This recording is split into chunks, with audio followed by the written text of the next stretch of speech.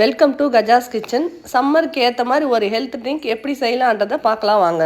இதுக்கு நான் ஒரு 3/4 லிட்டர் பாலை வந்து கொஞ்சம் திக்காக காய்ச்சி 1/2 லிட்டராக எடுத்து வச்சுருக்கேன். பாதாம் பிசி நைட்டே ஊற வச்சு எடுத்து வச்சுருக்கேன். சப்ஜா சீடும் ஊற வச்சுருக்கேன். இது வந்து ஏபிசி மால்ட் தாங்க இதுக்கு தேவையான பொருள். இந்த ஏபிசி மால்ட் வந்து என்னோட ஓன் ப்ராடக்ட் தாங்க. யாருக்குன்னா வேணும் அப்படின்னா கீழே இருக்கிற நம்பருக்கு வந்து மெசேஜ் பண்ணுங்க.